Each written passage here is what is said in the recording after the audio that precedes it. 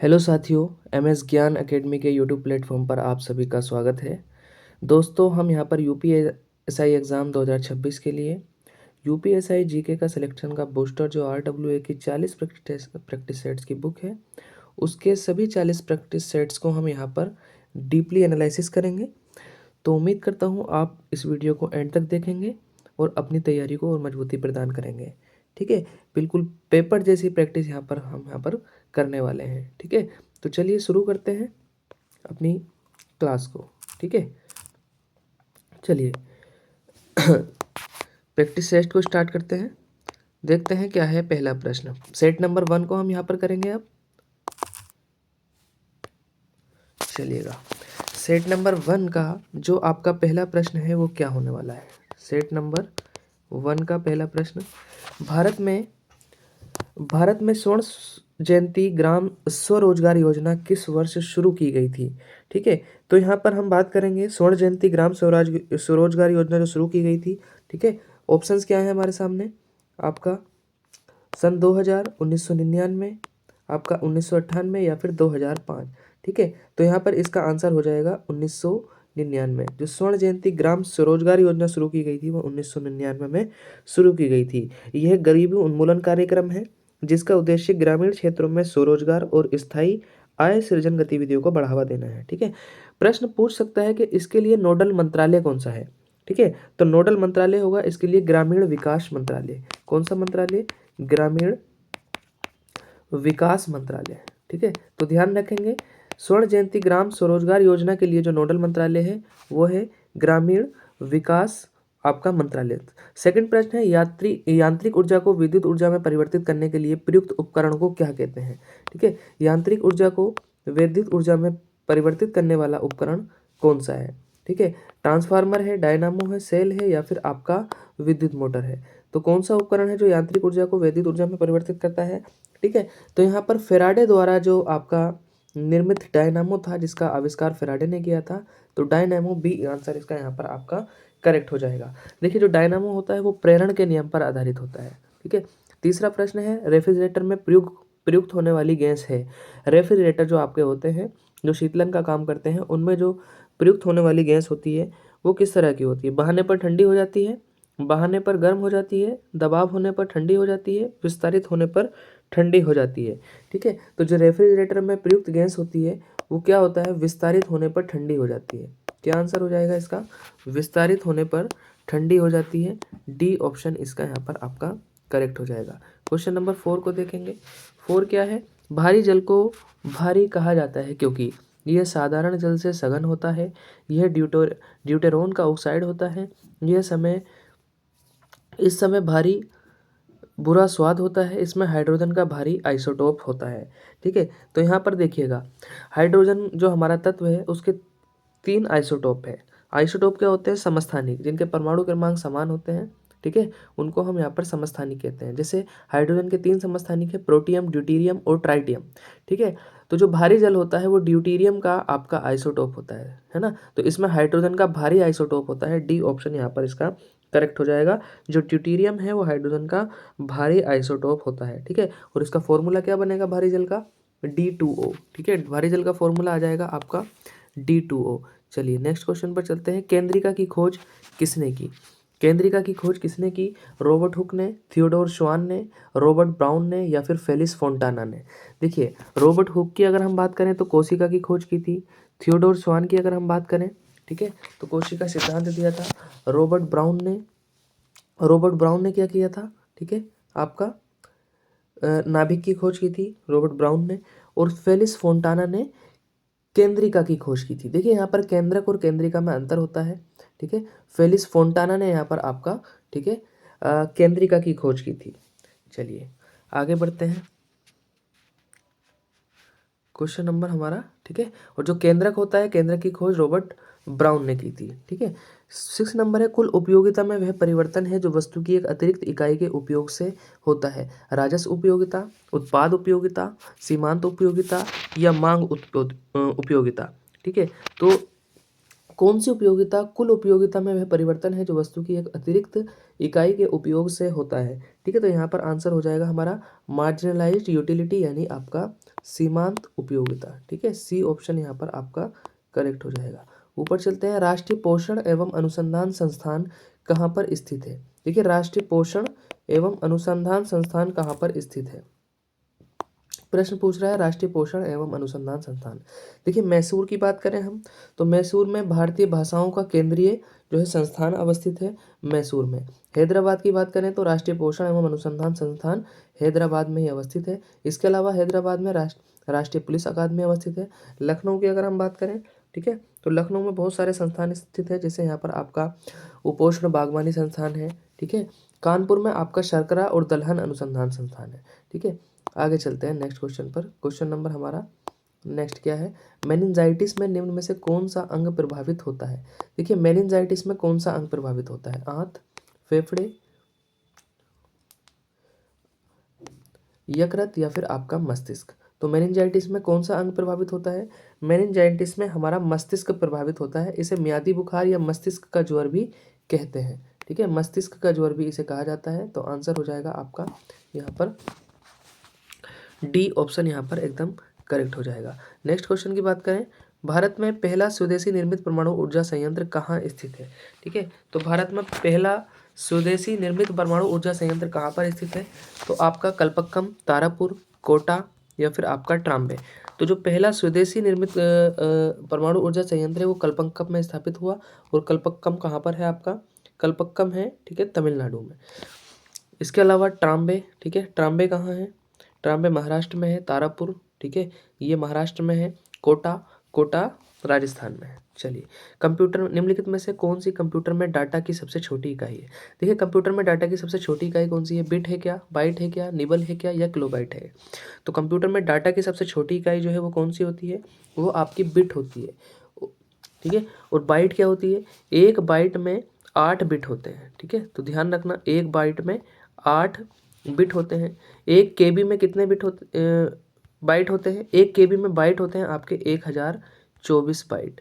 ठीक है, इसी तरह से एक जीबी में 1024 के आपका एमबी होते हैं। और 1024 एक एमबी में 1024 आपका, ठीक है, केबी होते हैं। चलिए, ध्यानाकर्षण सूचना के प्रावधान ने निम्नलिखित में से किसके क्षेत्र को सीमित कर दिया है। ठीक है, तो ध्यानाकर्षण सूचना के प्रावधान ने निम्नलिखित में से किसको सीमित कर दिया है, अल्पावधि चर्चा को, प्रश्नकाल को, स्थगन प्रस्ताव को या फिर आपका शून्यकाल को। देखिए, ध्यानाकर्षण प्रस्ताव में क्या होता है, देखिए लोकतंत्र में भारत की देन है। ठीक है, ये आधुनिक संसदीय प्रक्रिया की एक नवीन संकल्पना है और इसमें प्रश्न और अनुपूरक प्रश्न पूछे जाते हैं। ध्यानाकर्षण प्रस्ताव में क्या होता है, प्रश्न और अनुपूरक प्रश्न आपका पूछे जाते हैं। और ये कैसा प्रस्ताव है, ये स्थगन प्रस्ताव होता है। जो कार्यवाही पहले चल रही होती है उसको स्थगित करके ध्यान आकर्षण में क्या है, लोक महत्व के प्रश्नों को उठाया जाता है। क्वेश्चन नंबर 12 क्या है आपका, उस विसंगति तत्व की पहचान कीजिए जो समूह 1 और समूह 17 दोनों से संबंधित है। देखिए, आवर्त सारणी की अगर हम बात करें तो 18 समूह है। नाइट्रोजन, ठीक है, नाइट्रोजन, ऑक्सीजन, क्लोरीन या फिर आपका हाइड्रोजन। देखिए, क्लोरीन यहाँ पर 17 का तत्व है। ठीक है, 17 का तत्व है क्लोरीन। और नाइट्रोजन आपका 15 का तत्व है, ग्रुप 15 का। ऑक्सीजन आपका किसका तत्व है, ऑक्सीजन ग्रुप 16 का तत्व है। और हाइड्रोजन आपका ग्रुप यहाँ पर, ठीक है, हाइड्रोजन किस ग्रुप में आता है, हाइड्रोजन यहाँ पर आपका ग्रुप 1 में आता है। ठीक है, हाइड्रोजन ग्रुप 1 में आता है। अब कौन सा ऐसा है जो यहाँ पर 1 और 17 दोनों से संबंधित है, तो यहाँ पर जो हाइड्रोजन हो जाएगा ये हमारा 1 और 17 दोनों से संबंधित है। ठीक है, इसकी जो विशेषताएं होती हैं, ठीक है, वो दोनों से यहाँ पर लाई करती हैं। घरेलू हिंसा से महिलाओं का संरक्षण अधिनियम वर्ष कब यह अधिनियमित हुआ, देखिए 2005 में, आपका 2000 में, सन 2020 में या 2010 में। ठीक है, तो यहाँ पर जो घरेलू हिंसा से महिलाओं का संरक्षण अधिनियम है ये कब अधिनियमित हुआ, सन 2005 में हुआ। ठीक है, इस अधिनियम में कितने अध्याय हैं और कितनी धाराएं हैं, कोई बताएगा, घरेलू हिंसा से महिलाओं का संरक्षण अधिनियम।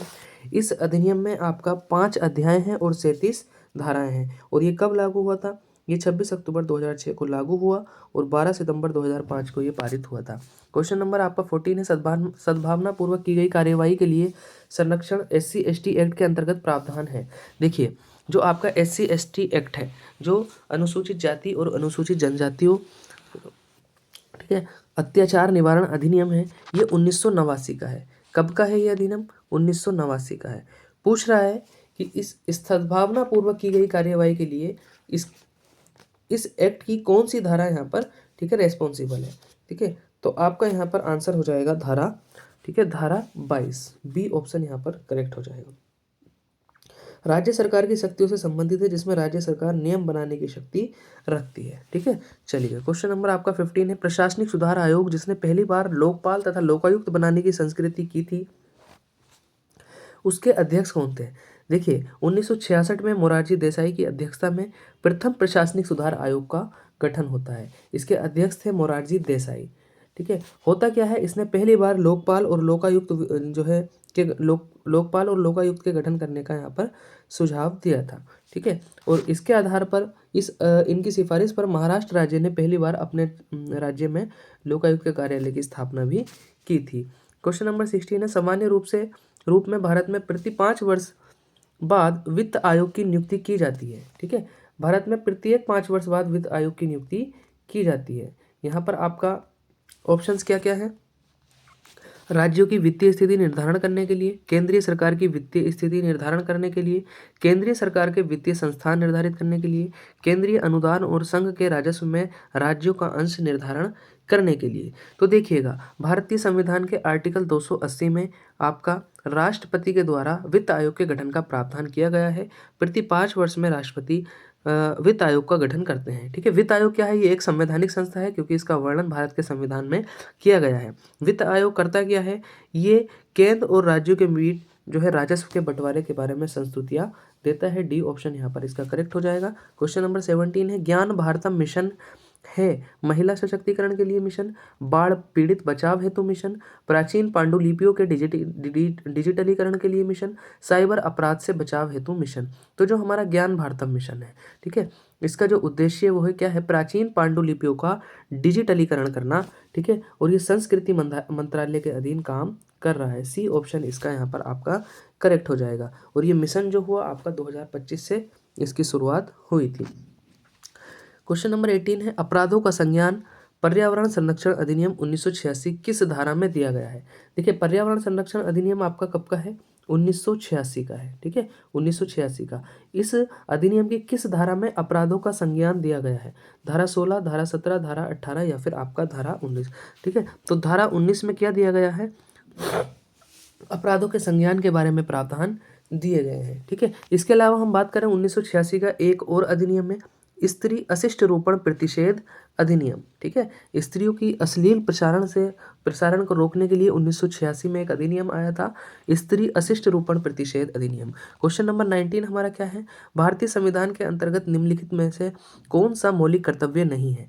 आम चुनाव में मतदान, वैज्ञानिक दृष्टिकोण की भावना का विकास, सार्वजनिक संपत्ति की सुरक्षा, संविधान का पालन तथा इसके आदर्श का सम्मान। देखिए, मौलिक कर्तव्यों की अगर हम बात करें भारतीय संविधान के किस भाग में है, तो भाग 4A में मौलिक कर्तव्यों को रखा गया है। इनको ये मूल संविधान में नहीं थे। इनको सरदार स्वर्ण सिंह समिति की सिफारिश पर 1976 में 42वें संवैधानिक संशोधन अधिनियम के द्वारा जोड़ा गया है। और वर्तमान में 11 मौलिक कर्तव्य है, जो आपका 1976 में 10 मौलिक कर्तव्य शामिल किए गए थे। और 11वां मौलिक कर्तव्य 86वें संवैधानिक संशोधन अधिनियम सन 2002 में शामिल किया गया था। अब देखिए, आम चुनाव में मतदान करना ये मौलिक कर्तव्य में शामिल नहीं है। बाकी के 3 जो स्टेटमेंट है ये मौलिक कर्तव्य में शामिल है। ठीक है, चलिए क्वेश्चन नंबर है, परिवहन वाहनों की फिटनेस का प्रमाण पत्र किस धारा के तहत दिया जाता है?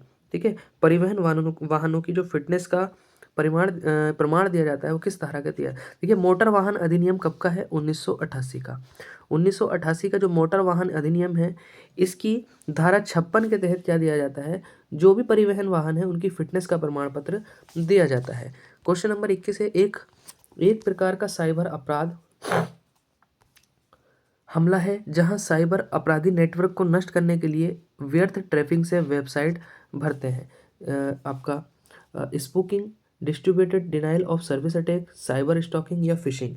ठीक है, तो यहाँ पर आपका आंसर क्या हो जाएगा, distributive denial of service attack. ये एक प्रकार का साइबर अपराध है और इसमें अपराधी क्या करते हैं, नेटवर्क को नष्ट करने के लिए व्यर्थ ट्रैफिक से वेबसाइट को भर देते हैं।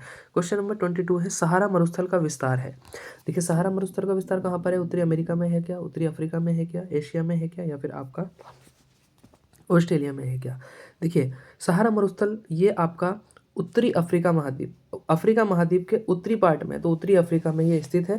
ठीक है, बी ऑप्शन इसका यहाँ पर करेक्ट हो जाएगा। क्वेश्चन नंबर 23 है, सुपरनोवा क्या है। देखिए सुपरनोवा क्या है, एक ग्रह है क्या, एक ब्लैक होल है क्या, एक क्वेश्चन तारा है क्या, एक मृत प्राय तारा है क्या।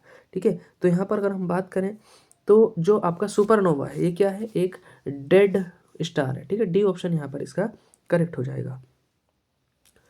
क्वेश्चन नंबर 24 को देखेंगे। 24, केंद्रीय प्रत्यक्ष कर बोर्ड किसके अधीन कार्य करता है। CBDT, central board of direct taxes, ये किसके अधीन कार्य करता है। गृह मंत्रालय, वित्त मंत्रालय, ग्रामीण एवं शहरी विकास मंत्रालय, सूचना एवं प्रसारण मंत्रालय। ठीक है, तो यहाँ पर आपका जो सीबीडीटी है, केंद्रीय प्रत्यक्ष कर बोर्ड, इसकी स्थापना 1 जनवरी 1964 को हुई थी और ये आपका वित्त मंत्रालय के अधीन कार्य करता है। बी ऑप्शन यहाँ पर इसका करेक्ट हो जाएगा। चलिए नेक्स्ट क्वेश्चन पर चलते हैं। निम्न में से एक पुरातात्विक स्थल में गर्तावास के प्रमाण मिले हैं। मेहरगढ़, राणा गुंडई, बुर्ज होम, या फिर आपका पलाबोए। तो जो आपका जम्मू कश्मीर में स्थित बुर्ज होम में यहाँ पर गर्तावास के साक्ष्य मिले हैं। लोग गड्ढे के नीचे घर बनाकर रहते थे यहाँ पर और उसको हम यहाँ पर गर्तावास कहते थे। 26 है, भारत की प्रथम महिला मुस्लिम शासिका कौन थी। भारत की प्रथम महिला मुस्लिम शासिका कौन थी। देखिए रजिया सुल्तान, जेबुन्निशा, चांद बीबी, या फिर आपका जहां आरा बेगम। तो भारत की जो प्रथम मुस्लिम महिला शासिका थी वो कौन थी, दिल्ली सल्तनत के गुलाम वंश की शासिका रजिया सुल्तान। ठीक है, रजिया सुल्तान कब गद्दी पर बैठी, यहाँ पर 1236 से 1240 के बीच, और बाद में रजिया सुल्तान का दमन कर दिया गया था अमीरों के द्वारा। ठीक है, इसका काफ़ी विरोध हुआ कि एक महिला यहाँ पर हम पर शासन कर रही है। 1236 के 1220 के बीच, और ये इल्तुतमिश की पुत्री थी। ठीक है, रजिया सुल्तान ने पर्दा त्याग कर पुरुषों के समान कोट तथा टोपी पहनकर जनता के समक्ष प्रस्तुत जो है होना शुरू किया और रजिया सुल्तान की 1240 ईस्वी में हत्या कर दी गई। अखिल भारतीय मुस्लिम लीग की स्थापना किस वर्ष हुई थी। देखिए मुस्लिम लीग की अगर बात की जाए तो 1885, 1906, 1920, या फिर आपका 1911। तो मुस्लिम लीग की जो स्थापना की गई थी बांग्लादेश के ढाका में। ठीक है, उस समय, ठीक है, 1906 ईस्वी में नवाब सलीमुल्लाह खां और आगा खां ने मिलकर के की थी। ठीक है, और मुस्लिम लीग के संस्थापक जो माना जाता है नवाब सलीमुल्लाह को माना जाता है, और इसके पहले अधिवेशन के जो अध्यक्ष बने थे वो आगा खान बने थे। ठीक है, क्वेश्चन नंबर 28 है, भारतीय संविधान के किस अनुच्छेद के तहत राज्य को समाज के कमजोर वर्गों के आर्थिक हितों को बढ़ावा देना आवश्यक है। 46,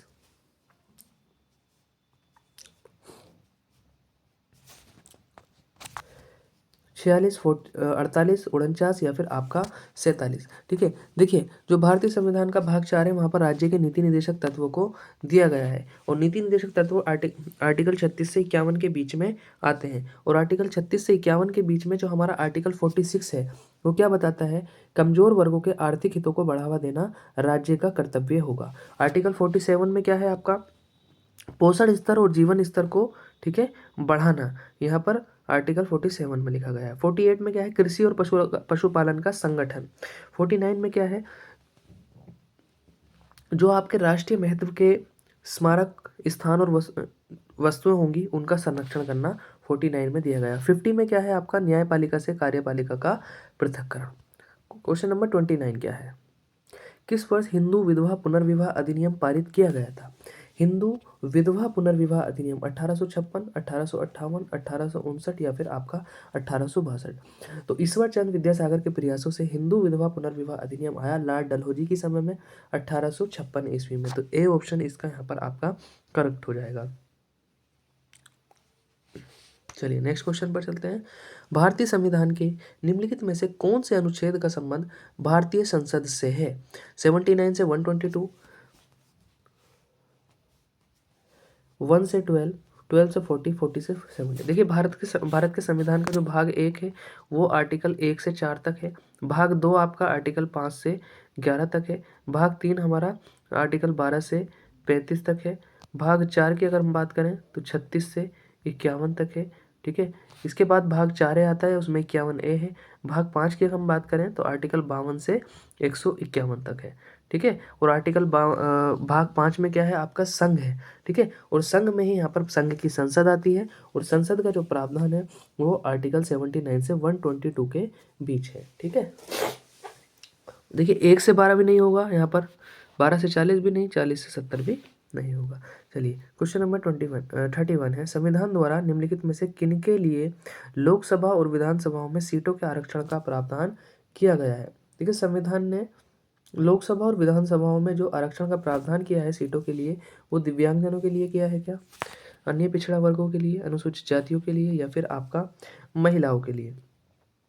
तो जो भारत के संविधान का आर्टिकल 330 है, जो कि भारत के संविधान के भाग कुछ वर्गों के लिए विशेष उपबंध में आता है, उसमें अनुसूचित जाति और अनुसूचित जनजातियों के लिए, ठीक है, यहाँ पर आपका, ठीक है,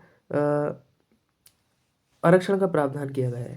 आर्टिकल 330 के तहत आपका लोकसभा में, और आर्टिकल 300, देखिए ये 30 है, आर्टिकल 330 के तहत लोकसभा में, और आर्टिकल 332 के तहत राज्यों की विधानसभाओं में, ठीक है। आर्टिकल 330 के तहत लोकसभा में और आर्टिकल 332 के तहत राज्यों की विधानसभाओं में, ये ध्यान रखना है हमें।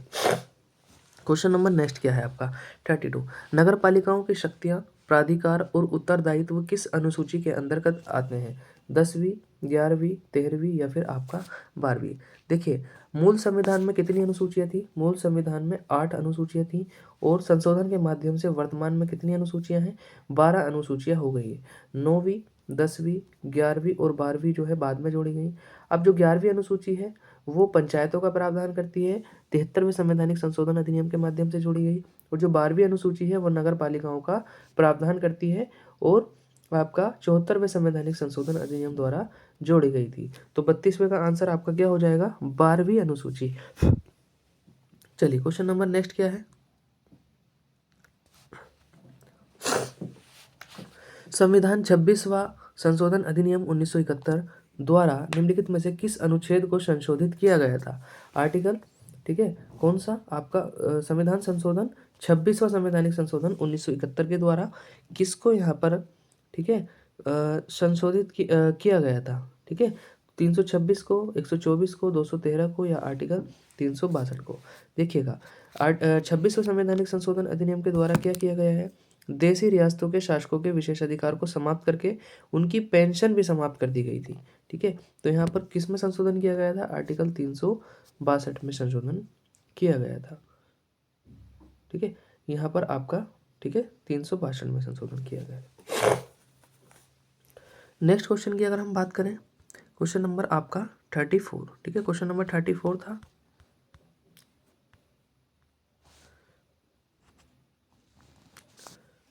क्वेश्चन नंबर आपका 34 था।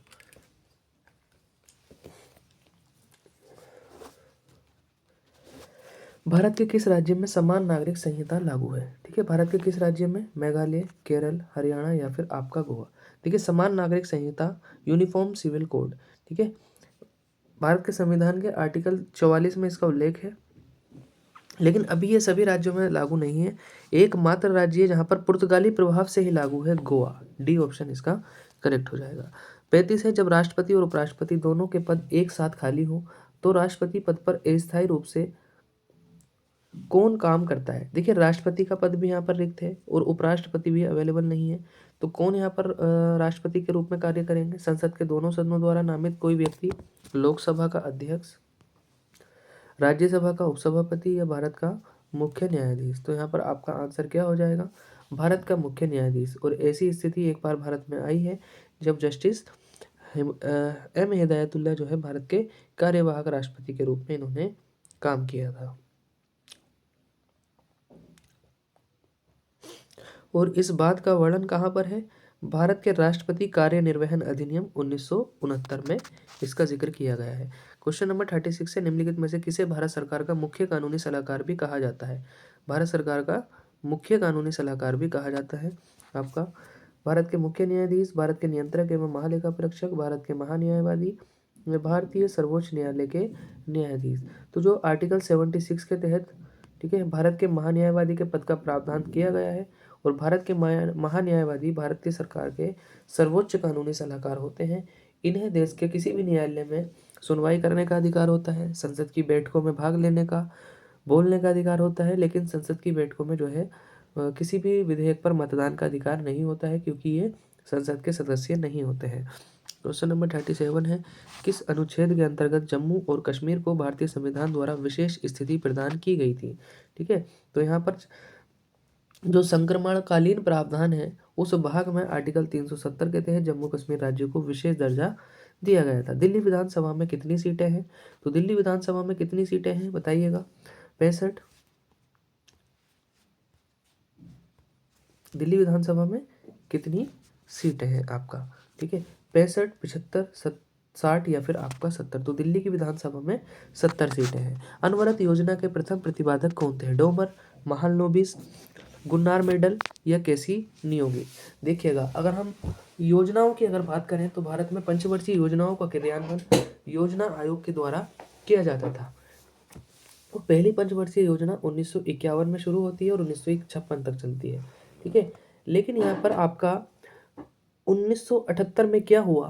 पहली बार भारत में अनवरत योजना का जो है यहाँ पर शुभारंभ किया गया 1978 में, क्योंकि 1978 में केंद्र की कांग्रेस की सरकार बदली थी और जनता पार्टी की सरकार आई थी, तो पंचवर्षीय योजनाओं को उसने समाप्त कर दिया था और 1978 में अनवरत योजनाओं को लेकर के आई। लगातार 2 साल तक अनवरत योजनाएं आई।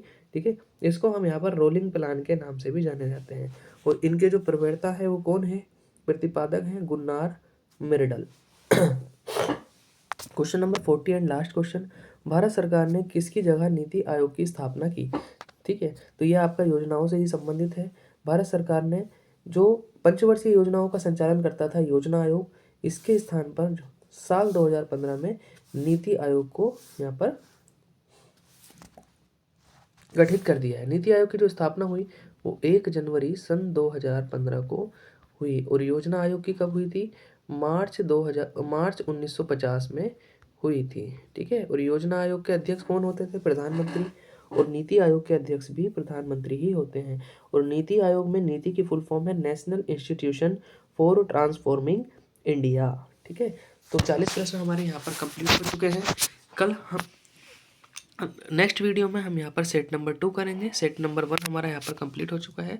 ठीक है, तो इसी तरह आप चैनल पर बने रहेंगे। उम्मीद करता हूँ वीडियो आपको अच्छी लगी होगी। अगर आपको ठीक है आगे के भी कंप्लीट सेट यहाँ पर 40 के 40 सेट्स को कंप्लीट करना है तो चैनल को सब्सक्राइब कर लीजिए। वीडियो अच्छी लगी हो तो लाइक भी कर देना और अपने दोस्तों के साथ शेयर भी कर देना। बहुत बहुत शुक्रिया, धन्यवाद।